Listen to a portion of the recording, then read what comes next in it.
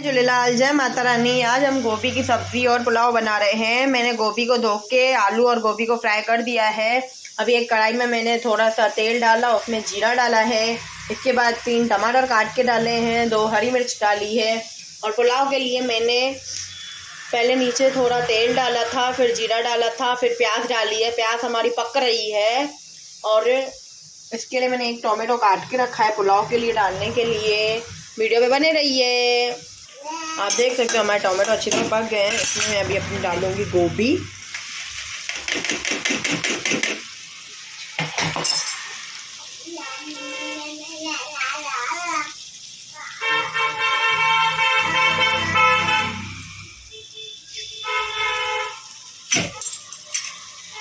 अभी मैं इसमें डालूंगी हल्दी, लाल मिर्च,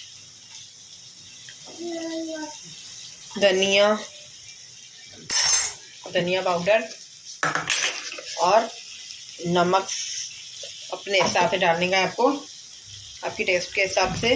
डालेंगे गरम मसाला थोड़ा सा। और इधर जो पुलाव के लिए हमने बसर कर रहे थे वो भी अच्छी तरह ब्राउन हो गया है। इसकी आपको स्मेल खुद ही आ जाएगी। इसमें हम डालेंगे एक टोमेटो। आप इसमें हरी मिर्च भी डाल सकते हो टोमेटो में, और शिमला मिर्च भी डाल सकते हो आप। इसको 2 मिनट हम अच्छी तरह पकाएंगे। 2 मिनट अच्छी तरह पकाना है और इसको हम पूरा मिक्स कर देंगे अभी सब्ज़ी को। आप देख सकते हो मैंने पूरी सब्ज़ी मिक्स कर दी है। इसमें अभी हम थोड़ा सा हरा धनिया डालेंगे, थोड़ा हरा धनिया, और 10 मिनट हम पकाएंगे इसको अच्छी तरह। फिर हमारी गोभी तैयार। आप देख सकते हो हमारी प्याज और टमाटो अच्छी तरह पक गए। इसमें अभी हम चावल डाल देंगे अपने। अभी आप देख सकते हो मैंने चावल डाल दिए हैं। अभी हम इसमें मसाले डालेंगे। मसाले में हम थोड़ा लाल मिर्च पाउडर डालेंगे, थोड़ा सा धनिया पाउडर, और नमक हमको अपने हिसाब से डालने का है। मैंने डाल दिया है। थोड़ा सा पाव भाजी मसाला डालेंगे।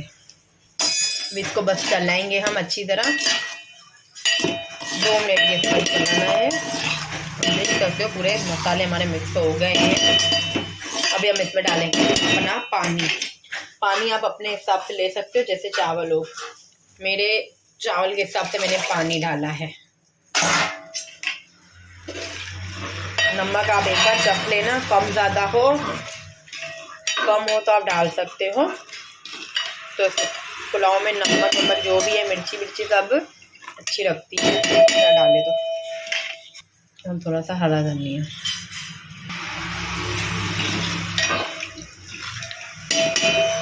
अभी हमारा पुलाव बनने के लिए हम रख देंगे इसको। 15 मिनट लगेंगे हमको बनाने में, जैसे हम चावल बनाते हैं।